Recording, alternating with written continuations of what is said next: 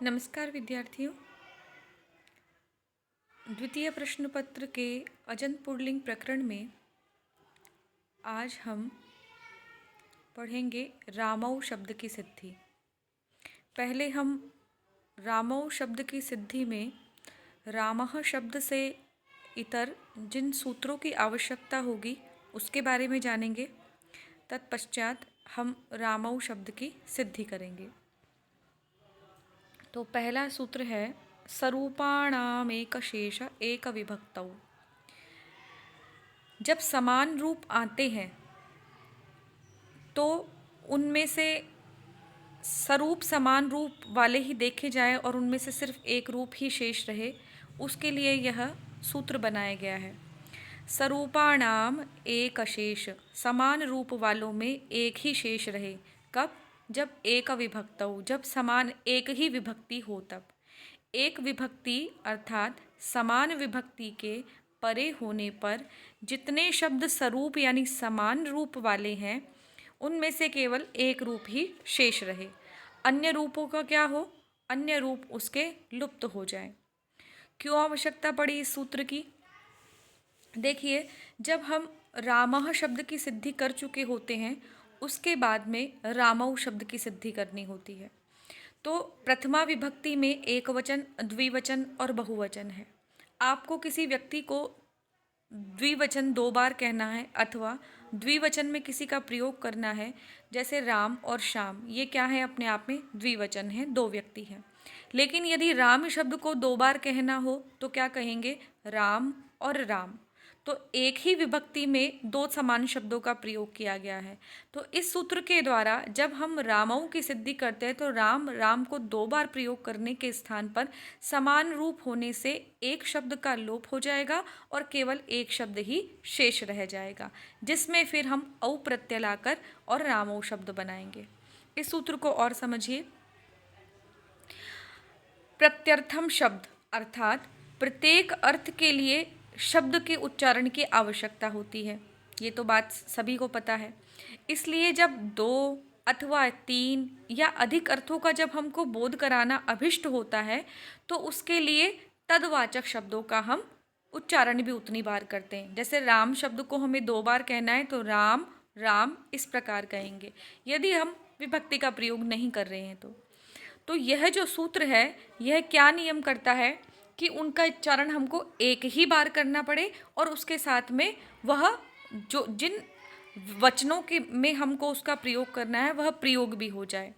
जैसे जब 2 या 3 या अधिक बार राम कहना हो तो राम शब्द को 2 या 3 या अधिक बार उच्चारण करते हैं और इस नियम से एक राम शब्द ही रह जाएगा। किस नियम से? स्वरूपाणाम एक शेष, इस नियम से वह एक ही रह जाएगा, शेष का लोप हो जाएगा।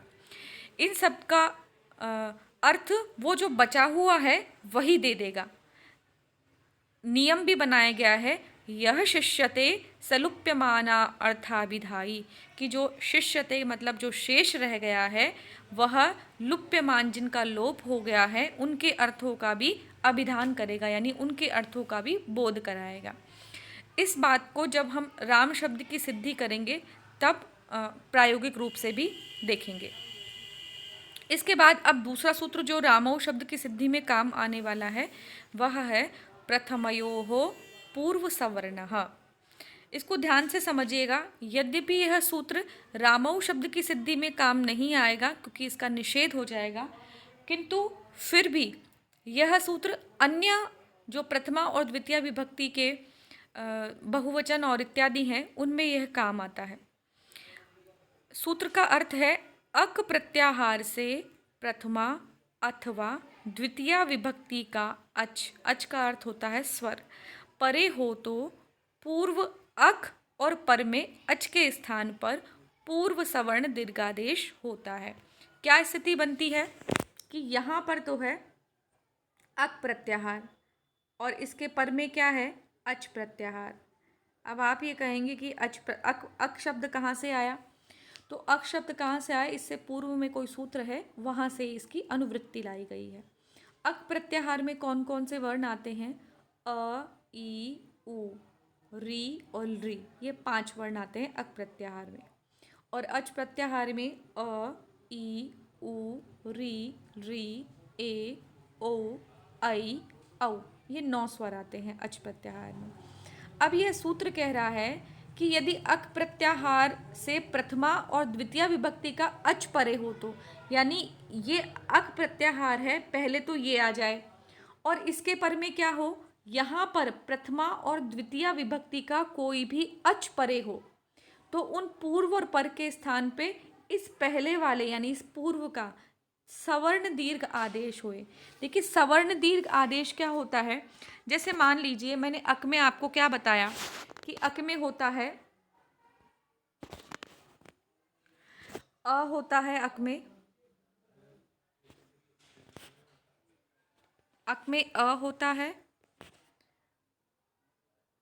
ठीक है, और अक में क्या होता है, ई, फिर उ और री और री। इसके साथ में यहाँ पर यदि कोई भी अच हो तो सूत्र के अनुसार यहाँ क्या होना चाहिए, बराबर में, यानी जो हम विकार लाने वाले हैं वहाँ क्या होगा, इन पूर्व वाले वर्णों का दीर्घादेश होगा। दीर्घादेश क्या होगा, अकार का दीर्घ क्या होता है, आ, इकार का दीर्घ क्या होता है, ई, दीर्घ ईकार, उकार का दीर्घ उकार, रिकार का दीर्घ रिकार, और री का कोई भी वर्ण नहीं होता, यानी री में ऐसा नहीं आता है, री केवल ऐसा ही रहता है, दीर्घ का अभाव होता है इसमें री के अंदर, तो री ऐसा ही होता है। तो यहाँ क्या कहना चाहते हैं इस सूत्र में कि जब कभी भी ऐसी स्थिति हो कि जब यहाँ पर अक आए और इसके बाद में जो प्रथमा और द्वितीय विभक्ति के अच हैं, यानी जो हमने प्रत्यय पढ़े हैं कौन से, सु, ओ, जस, अम और शस, इनका कोई भी अगर अच विद्यमान हो तो पूर्व और पर के स्थान पर यानी इस अक के स्थान पर दीर्घ आदेश हो जाए, यानी आ हो जाए, दीर्घ ईकार हो जाए, दीर्घ उकार हो जाए। ठीक है, यह सूत्र है। अब यहाँ पर जो प्रथम शब्द लिखा हुआ है प्रथमयोः, इसका क्या अर्थ है, पहले प्रथमयो का मतलब है द्विवचन के अंदर प्रथमा, तो पहले प्रथम शब्द से क्या लेंगे हम, सु, औ, जस, जो प्रथमा विभक्ति के हैं, और जो दूसरा प्रथमा विभक्ति का शब्द है उससे लेंगे 6 विभक्तियों में, क्योंकि प्रथमा विभक्ति का तो ले ही लिया हमने सु, औ, जस, बाकी कितनी विभक्तियां बची, 7 में से 6 विभक्तियां, उनका प्रथमा क्या होगा, अम, औट, शस। तो प्रथमयो शब्द से हमको क्या लेना है, प्रथमा और द्वितीय विभक्ति के प्रत्यय, यानी सु, औ, जस, अम और शस। अगर ऐसा हो इधर की तरफ सु, औ, जस, अम और शस आए और उससे पूर्व में क्या आए, कोई भी अ, ई, उ, री, री, इस प्रकार के वर्ण आए तो पूर्व वाले का सवर्ण आदेश हो जाए। प्रथमयो वर्ण से हमको क्या ग्रहण करना है, प्रथमा और द्वितीय विभक्ति का ग्रहण किया जाएगा। यह सूत्र आपको मैं इसलिए समझा रही हूँ क्योंकि यह सिद्धि में तो विशेष काम नहीं आएगा, किंतु यह परीक्षा में इस सूत्र का आपसे व्याख्या मांग ली जाती है, लिखवा ली जाती है, तो इसलिए आप इसको समझिएगा। प्रथमयो शब्द से प्रथमा और द्वितीय विभक्ति का ग्रहण किया गया है और पूर्व सवर्ण से तात्पर्य है कि यहाँ पे जो अक प्रत्याहार है उसके सवर्णी आदेश होंगे। सूत्र के तात्पर्य को मैंने यहाँ और समझाया है। पहले है अक प्रत्याहार यानी प्लस के चिन्ह से पहले, और उसके बाद है प्रथमा और द्वितीय विभक्ति का अच, तो इनके स्थान पर क्या होगा, एक ऐसा आदेश होगा जो पूर्व वाले का सवर्णी होगा।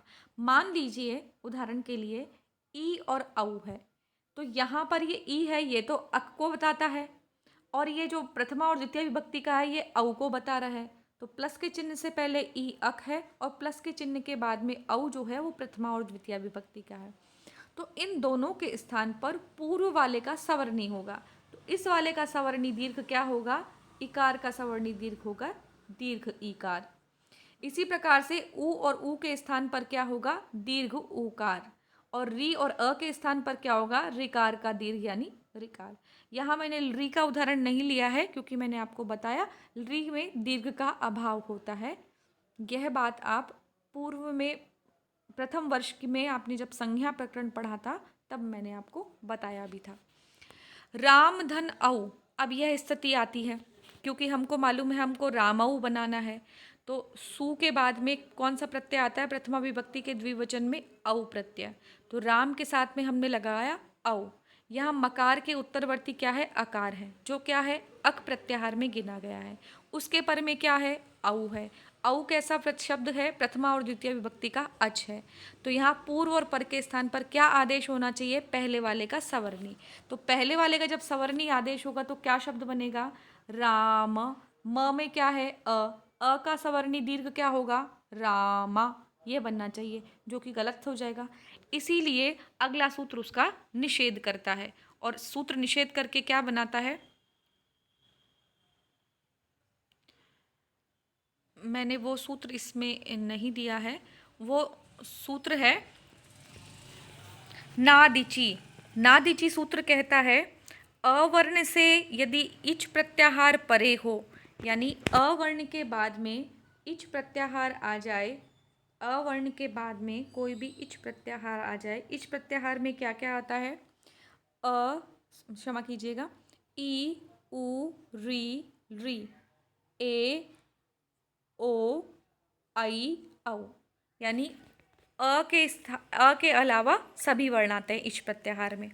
तो अवर्ण के बाद में यदि इच प्रत्याहार हो तो पूर्व सवर्ण दीर्घादेश नहीं होता है। अब हमारी जो रामऊ वाली स्थिति है उसमें क्या है, उसमें स्थिति है राम धन औ। तो यहाँ पर ये क्या है, म में क्या है, और इच प्रत्याहार में क्या आ जाएगा, औ। तो अगर ऐसी स्थिति बनती है कि इधर अकार हो इधर इच हो, इच प्रत्याहार का कोई वर्ण हो, तो हमने जो यहाँ पर सवर्ण दीर्घ आदेश की बात पिछले वाले सूत्र में कही थी वह यहाँ पर नहीं होगी, उसका निषेध हो जाएगा। और अगर निषेध हो जाएगा तो क्या होगा, अ और औ मिलकर वृद्धि रेची सूत्र से रामौ शब्द निष्पन्न हो जाएगा। अब हम रामौ शब्द की सिद्धि समझ लेते हैं। आपको यहाँ पर नादिची सूत्र भी लिखा हुआ मिल जाएगा। रामौ, राम शब्द का प्रथमा विभक्ति का द्विवचन है ये। सबसे पहले अव्युत्पत्ति पक्ष में इसकी प्रातिपदिक संज्ञा करेंगे तो अर्थवत धातु और प्रत्यय प्रातिपदिकम से इसकी प्रातिपदिक संज्ञा हो जाएगी। व्युत्पत्ति पक्ष में अगर इसकी प्रातिपदिक संज्ञा करेंगे तो कृदंत होने के कारण कृत तद्धित समासाश्च सूत्र से इसकी प्रातिपदिक संज्ञा हो जाएगी। प्रत्ययः, परश्चय और ज्ञा प्रातिपदिका सूत्र, इन तीनों के अधिकार में सूत्र स्वोजस अमोक्षस से सभी 21 प्रत्ययों की प्राप्ति होने लगेगी। तो राम और राम ये हम द्विवचन में 2 बार लेंगे और सु आदि प्रत्यय भी आ गए। फिर स्वरूपाणाम एक शेष है, जो सूत्र हमने आज पढ़ा है, इस सूत्र के कारण यहाँ पर एक ही राम अवशेष रह जाएगा। अब प्रथमा विभक्ति के द्वित्व की विवक्षा में द्वेकयो द्विवचने एक वचने, जो हमने पहले पढ़ा था सूत्र, उसमें उसकी विवक्षा में यहाँ पर प्रत्यय आएगा औ प्रत्यय। सु के बाद में कौन सा प्रत्यय आता है, औ प्रत्यय। अभी हमने सूत्र पढ़ा है प्रथमयो हो पूर्व सवर्णः, तो ये प्रथमयो पूर्व सवर्ण सूत्र से पूर्व सवर्ण हमको प्राप्त हो जाएगा। राम क्या बनेगा, रामधन औ प्राप्त हो जाएगा। रामधन औ जो प्राप्त हुआ है इसके हिसाब से पूर्व वाले का सवर्णी होगा। पूर्व वाले का सवर्णी क्या, राम का बन जाएगा आ, रामा। लेकिन ना दीची ये सूत्र जो है, मैं लिखना भूल गई थी अपने इसमें, ये सूत्र ये है जो क्या करेगा, राम शब्द में जो पूर्व सवर्ण होने वाला था, प्रथमयो पूर्व सवर्ण से रामा बनने वाला था, उसका यह सूत्र क्या करता है, निषेध करता है। अभी तक स्थिति रामधन औ ही बनी हुई है। अब वृद्धि रेची सूत्र के द्वारा अ और औ इस में पूर्व वाले को वृद्धि होकर शब्द बन जाएगा रामौ इति सिद्धम। इस प्रकार से राम शब्द के द्विवचन, प्रथमा विभक्ति के द्विवचन रामौ शब्द की सिद्धि होती है। आपको इसी प्रकार से सिद्धियां करनी है। तो हम अब अगले वीडियो में रामाह शब्द की सिद्धि समझेंगे। धन्यवाद।